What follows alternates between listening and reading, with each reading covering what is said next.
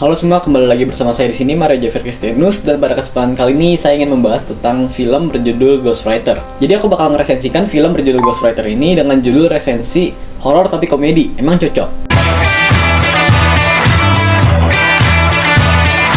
Jadi judulnya ini merupakan Ghostwriter, disutradai oleh Benedion Rajaguguk, produser oleh Ernest Prakasa dan juga Chan Parweserwia. Penulis ditulis oleh Noni Gunawan dan juga Benedion Rajaguguk. Pemeran diperankan oleh Tachana Safira, Ge Pamungkas, Deva Maherena, Ernest Prakasa, Asmar Abigail, dan juga Andy Arfian. Diproduksi oleh Star Vision Plus dengan tanggal tayang 4 Juni 2019.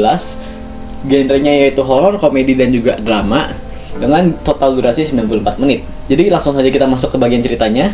Ceritanya berawal ketika MC kita yaitu Naya pindah ke sebuah rumah bersama adiknya itu Darto, dimana Darto ini kondisinya masih bersekolah sedangkan si Naya ini sudah bekerja. Sebagai kakak yang baik, tentu Naya akan mencari duit supaya Darto dapat bersekolah dengan baik. Nah, Naya sendiri mencari duit dengan cara menulis buku. Nah, si Naya ini berharap ketika dia pindah rumah itu dia mendapatkan sebuah ide baru untuk dituliskan ke dalam bukunya.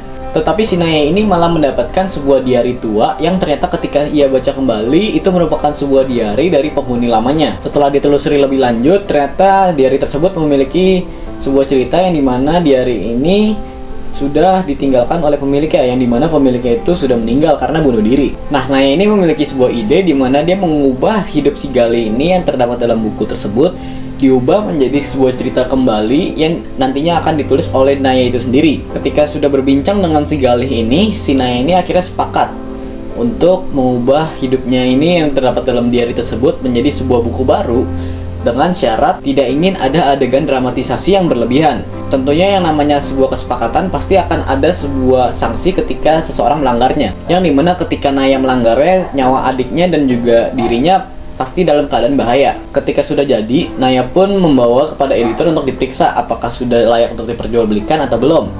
Tetapi editor tersebut memiliki sebuah syarat untuk mengganti ceritanya agar lebih dramatis lagi, dimana contohnya dia itu mengubah ibunya dalam cerita itu menjadi lebih sadis lagi. Tentunya hal ini dilakukan supaya Naya ini dapat laku keras bukunya. Tetapi jika Naya menyetujui syarat tersebut, maka nyawanya dan juga adiknya berada ancaman karena telah melanggar kesepakatan yang dibuatnya oleh Galih. Pada akhirnya Naya tetap menyetujui saran dari editor tersebut dan mengubah ceritanya itu agar lebih dramatis. Hal ini tentu membuat nyawa Naya dan juga adiknya terancam karena melanggar kesepakatan yang sudah dibuat dengannya oleh Galih. Ketika Naya melanggar kesepakatan tersebut, ternyata kesepakatan tersebut mengungkap semua cerita di balik kematian tragis milik Galih yang merembat kepada rahasia kematian adiknya. Iya, cukup aneh bukan?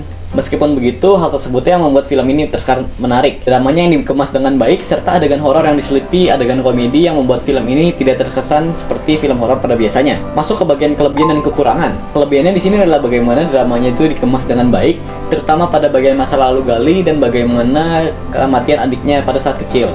Selain itu, komedi pada film ini sendiri juga dapat dinikmati dari semua kalangan, baik dari orang tua sampai anak-anak kecil. Salah satu adegan favoritku adalah dimana ketika Darto dengan temannya yang dikejar dengan setan, tetapi temannya itu malah buang air besar. Untuk acting dari setiap pemerannya juga dilakukan dengan sangat baik, dimana teriakan hantunya juga benar-benar terasa seperti menderita dan menjiwai. Pada saat adegan komedi juga terkesan tidak garing. Untuk visual dan soundtrack dari film ini sebenarnya sudah cukup bagus. Tapi ada beberapa adegan di mana hantunya bergerak dengan cepat dan malah terkesan seperti menggunakan teleport dengan motion blur yang sangat tinggi, sehingga hantunya itu terkesan seperti jumping. Untuk soundtracknya sendiri tidak terkesan jelek, tetapi tidak terlalu bagus juga. Cukup standar bagi film-film horor pada umumnya. Tetapi untuk bagian jumpscare tetap masih berasa dan membuat saya kaget sendiri. Jadi kesimpulannya apa? Kesimpulannya film ini merupakan film horor yang diselingi dengan komedi, yang membuat film ini berbeda dengan film horor pada biasanya. Cerita yang unik membuat penonton penasaran dengan bagaimana kelanjutan dari film ini. Pertanyaannya, apakah film ini layak ditonton dan direkomendasikan oleh saya sendiri?